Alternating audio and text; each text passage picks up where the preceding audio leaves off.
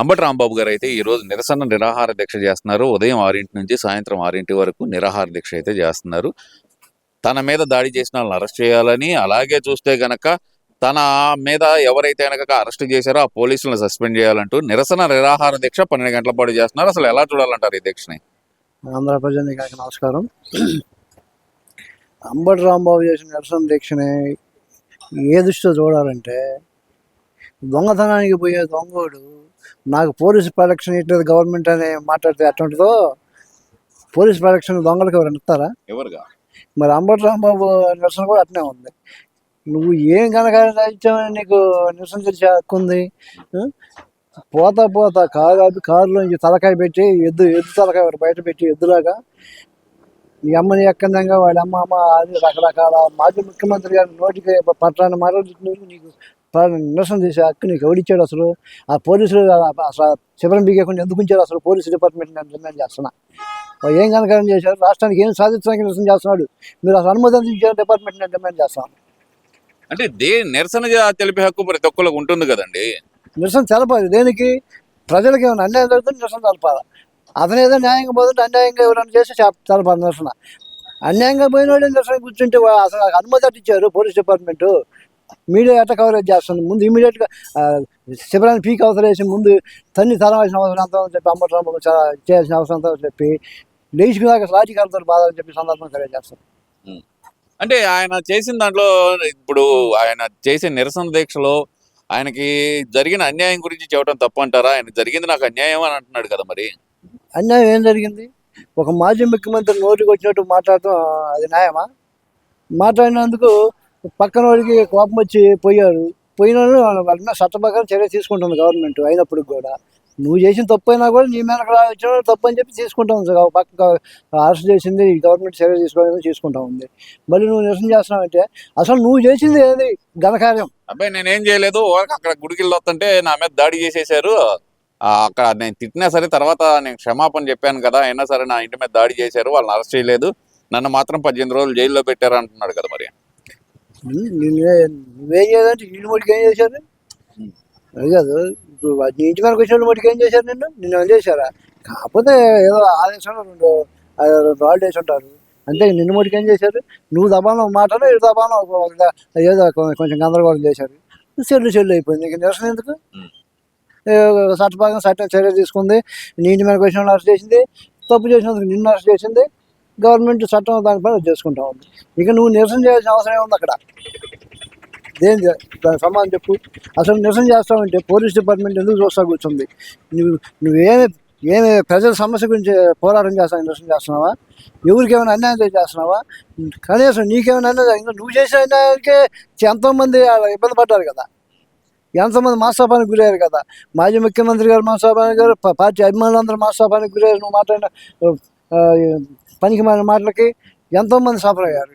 నువ్వేం బెరగొని తెలుసుకొని మళ్ళీ వచ్చి నిరసన అంటావు? నువ్వు మూసుకొని మేలకొని ఇంట్లో కూర్చుంటే నువ్వు నీ పార్టీ సేఫ్గా ఉంటారు. లేకపోతే మటుకు మీకు ఒక్కొక్కళ్ళకి డిస్కో డాన్స్ వేపిస్తారు. ఒక్కొక్కళ్ళ దానికి వచ్చి అనుకుంటున్నారు కదా. మరి జగన్మోహన్ రెడ్డి గారు ఎక్కడికి వెళ్ళినా సరే వేలల్లో లక్షల్లో జనం వస్తున్నారు అన్నారు. మరి ఏంది జువ్వలు తిని వెళ్తే మాత్రం జనాలు రాలేదు ఎందుకంటారు? మరి జువ్వలు తిన్నా గోప గుయ్యమనిపించారు ప్రజలకు. జువ్వలు తినడం ఆ గుయ్యమనిపించడానికి ఆ షాక్ ఏం మాట్లాడాలో తెలియక, ఏం చేయాలో తెలియక రకరకాలుగా మాట్లాడుతున్నారు. దెమ్మ తిరిగిపోయి ఏదో సినిమాలో బ్రహ్మానందం గారు పొయ్యి ఏదో అంటాడు మోహన్ బాబుని, ఆయన ఒకటి వేగంగా ఏమో సౌండ్ వస్తుంది బ్రహ్మానందం గారికి చేతులు ఊపుకుంటూ. అట్లా జగన్ పరిస్థితి కూడా బ్రహ్మానందం గారికి గోపకి ఏమంటే అనిపించారు ప్రజలు. జువ్వలు తినే కదా ఆంధ్రప్రదేశ్ రాష్ట్రం మొత్తం కూడా అదే పరిస్థితిలో ఉన్నారు. రాష్ట్ర ఓటర్లు కానీ ప్రజానీకం కానీ అందరూ కూడా. నువ్వు వచ్చి లేనిపోయింది అవాసుపాలు అవ్వద్దని చెప్పి మాట్లాడుతున్నాను, తెలియజేసుకుంటున్నాను. నువ్వు కనుక జనంలోకి రావాలి అనుకున్నప్పుడు నేను ఆ కంపెనీ వస్తా, ఈ దగ్గర వస్తా, వాడిని పడుస్తా, ఇది కాదు నువ్వు చెప్పాల్సింది. నువ్వు చంద్రబాబు గారు 100 కంపెనీలు వచ్చాడు సపోజు, నువ్వు 1000 కంపెనీలు చేస్తానని చెప్పాలి అంతగా మిగిలిని. అటువంటిప్పుడు నీకు అక్కడ ఆంధ్రాలో తిరగడానికి, ఆంధ్రాలో ఓటు అవ్వడానికి, మీడియాలో కనపడి మాట్లాడటానికి నువ్వు వాడిని చేస్తా, ఆ కంపెనీ బీగేస్తా, ఈ కంపెనీ అసలు నిన్నే బీగేసాడు ఆంధ్ర ప్రజలు. నువ్వు బీగేసేది నువ్వు వచ్చేదే సచ్చేది లేదు. నిన్ను పీక్ అవసరం నువ్వు పనికిరాని వేస్ట్. ఇప్పుడు చెత్త ఉంటుంది, చెత్త పనికిరాదనే చెత్త కుండీ వేసి వచ్చేది. మళ్ళీ నేను వచ్చి ఇంట్లో వచ్చి కూర్చొని నడింట్లో వచ్చి కూర్చొని మళ్ళీ నేను డ్యాన్స్ చేస్తాను చెత్త కుప్ప అంటే అట్లా అట్టుందన్నమాట. చంద్రబాబు గారిని కానీ రాష్ట్ర ప్రభుత్వాన్ని కానీ జగన్ గారు మాట్లాడటం. వార్నింగ్ ఇస్తున్నారు కదా, నేను ఇదే వార్నింగ్ ఇస్తున్నాను, 3 సంవత్సరాల్లో మళ్ళీ కళ్ళు మూసుకుంటే కనుక 3 సంవత్సరాల్లో అధికారంలోకి వస్తాము, చంద్రబాబు సంగతి తేలుస్తామని చెప్పి అక్కడి నుంచే వార్నింగ్ ఇస్తున్నాడు కదా. మరి అదే జోవల్డీలో చేసింది గుయ్యం అనిపించిన దానికి వాచిపోయి ఆ వాపు దెబ్బకి ఏం మాట్లాడతానికి వార్నింగ్ అంటున్నాడు. నీకు వాచిపోయిన చూసుకో ముందారా. నీకు ఎంతమంది జనం వచ్చారు, నువ్వేం మాట్లాడా, నువ్వు ప్రజలకు ఏం చేస్తావని చెప్తున్నా. నీకు బుద్ధి ఉందా? బుద్ధి ఉంటే ఒకసారి నువ్వు మాట్లాడమాట నువ్వు వెనక్కి మాట్లాడుకో, కంపెనీలు బీకేస్తా. ఆడికి వచ్చినటువంటి సిస్టాన్ని డిస్టర్బ్ చేస్తా. నువ్వు వచ్చినప్పుడు ఏం చేసా, నువ్వు ఏమి చేయలేమని అర్థమైపోయింది. కనీసంగా నువ్వు కూర్చున్న సచివాలయాన్ని తాకట్టు పెట్టినటువంటి కొండాకోరి అదవు నువ్వు. అంతేగాని నువ్వు ఏం చేస్తావు, నువ్వేం చేయలేని మేలకుండా చేసేవాడు చేస్తున్నారు. నీకు చేయడం చేయాలని మేలకుండా కూర్చో. నువ్వు పనికిరాని చెప్పి ఆంధ్రప్రదేశ్ తీసి అవసరం చేశారు. ఇంకా నీకు మాట్లాడే అరగతేడా ఉంది దాని గురించి. నువ్వు ఏదైనా మాట్లాడితే ప్రజా సంక్షేమం కానీ ఏదైనా కానీ పరిపాలన లోటుపాటు ఉంటే పలానా ప్రాంతం ప్రజలకు పలానా సంక్షేమాలు వెనకబడి ఉన్నారు వాళ్ళకి అందరూ చెప్పు, ప్రజలు సంతోషిస్తారు. నీకు ఓటు అయిపోయినా పర్వాలేదు మంచి మాట మాట్లాడు అనుకుంటారు. నీకు ఓటు వేసేది లేదు, నువ్వు మాట్లాడే మాట మంచి మాట్లాడలేదు. నీకు ఎవరు అవకాశాలు నువ్వు మేలకుండా సైలెంట్గా ఉంటే కాస్త ఈపు షాపు కాకుండా ఉంటుంది. నీకు ఈపు షాపు చేసుకునే మాట మటుకు మాట్లాడవద్దు. ఆంధ్ర ప్రజలు నీ ప్రవర్తన బట్టి ఈపు షాపు చేసిన దాకా ఇటు ఓట్లు వేయకుండా పంపించినా సిగ్గు రాలేదు, ఈపు షాపు చేద్దాం అప్పుడు దాకా ఇటు బుద్ధి రాదు అనుకుంటున్నా జనం. నువ్వు అలాంటి పరిస్థితి తెచ్చుకోవద్దని చెప్పి ఒక సైలెంట్గా ఉన్నా చెప్పి సందర్భం తెలియజేస్తాను. జగన్మోహన్ రెడ్డి లండన్ టూర్ వెళ్తున్నారు, ఏందంటారా అకస్మాత్తుగా లండన్ టూర్ వెనకాలన్న రహస్యం? అకస్మాత్తుగా లండన్ టూర్ అంటే దానికి 2 కారణాలు చెప్పుకోవచ్చు. ఒకటి, తన అక్రమ సంపాదన అక్కడ ఏదన్నా సర్దుబాటు చేసుకోవడానికి పోవచ్చు. రెండోది, ఈ జువ్వలదిండిలో కానీ ఎక్కడ పెట్టినా కూడా గుయ్యం అనిపిస్తారు మాటలతోటి కానీ ప్రవర్తనతో కానీ ఆంధ్ర రాష్ట్ర ప్రజలు కానీ వీళ్ళందరూ కూడా. ఇక ఏమన్నా ట్యాబ్లెట్లు ఏమైనా అయిపోయినాయేమో ఒక అనిపిస్తుంది. ట్యాబ్లెట్లు తెచ్చుకుంటానే కాస్త మళ్ళీ ఒకసారి చెక్ చేయించుకొని డాక్టర్ గారి చేత ట్యాబ్లెట్లు తెచ్చుకోవడానికి పోతున్నాడే అనుకుంటున్నాం వాస్తవం. ఎందుకంటే ఆ మాట ఎందుకంటే ట్యాబ్లెట్లు తెచ్చుకోవాల్సినంత అవసరం ఏముందిలేండి అసలు. కానీ అబద్ధంగా ఉందిగా ట్యాబ్లెట్లు అంటే. మరి మధ్య సింహం సరిగా లేదు, మాట్లాడే మాట ఏం మాట్లాడుతున్నా తెలియట్లేదు. మరి దీన్ని బట్టి ఏంటంటే ఒక డాక్టర్ గారి ట్రీట్మెంట్ అవసరం ఎవరికైనా అట్లా ఉండాలి. ఏం మాట్లాడడం మనం తెలియకుండా కంట్రోల్ మాట్లాడుతున్నా అంటే దాంట్లో ఏదో లోపం ఉన్నట్టే బాడీలో.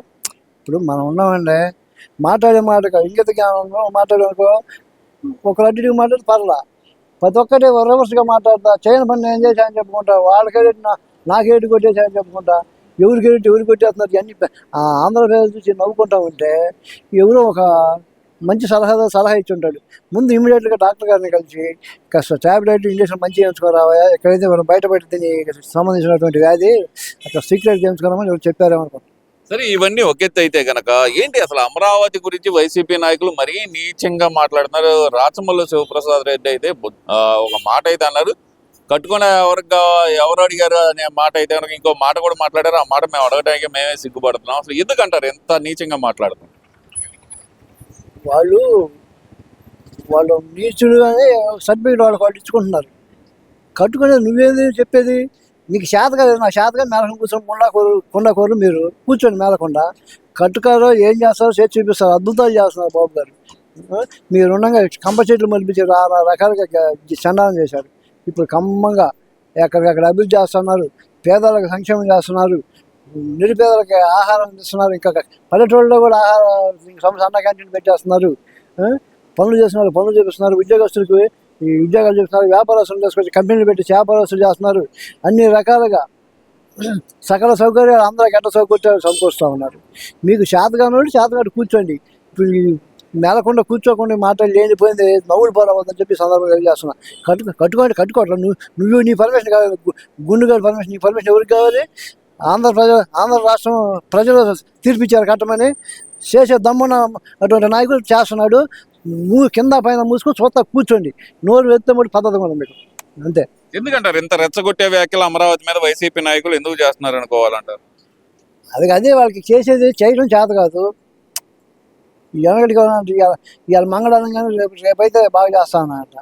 అట్నే ఈ మొండలు వచ్చినప్పుడు చేసింది లేదు, మళ్ళీ రేపు మంగళవారం అప్పుడు ఈ మొండ చేసేది లేదు. అట్నే వీళ్ళు ఊరక మాట్లాడుకుంటే ఏంటంటే మంగళవారం మాట్లాడుకుంటే ఈపు షాప్ కాకుండా ఉంటుంది. ఎందుకు మీరు ఈపు షాప్ చేసుకునే పని చేసుకోవద్దు. కమ్మగా సోతా కూర్చోండి. దమ్మున్న నాయకుడు వచ్చే చేస్తున్నాడు. దమ్మున్న నాయకుడిని ప్రజలు ఎన్నుకున్నారు. ఆంధ్రాకి కావాల్సిన దమ్మున్న నాయకుడు, వర్క్ చేసే నాయకుడు కావాలా. మీరు దద్దమ్మలు అవసరం లేదు, తీసేశారు. పోండి దద్దమ్మలారా. మీరు ఇంకెందుకు మీకు మళ్ళీ దద్దమ్మ మాట్లాడి బయట మాట్లాడుకుంటారు వచ్చి. ప్రజా సమస్యలు ఉండి చెప్పండి వచ్చి. పలానా ప్రాంత ప్రజలు పలానా సమస్యల్లో ఉన్నారు తెలియజేయం, తప్పులేదు. గవర్నమెంట్ దాన్ని సాల్వ్ చేయడానికి సిద్ధంగా ఉంది. అలాంటి ప్రజలకు సంబంధించి ఎలాంటి సమస్యలు ఉండవు కదా. అంతేగాని మీ కొండకోరు మాటలు మానేసి మేడం కూర్చోబోతే మాత్రం మీకు పద్ధతిగా ఉన్నది తెలియజేస్తాను. Thank you.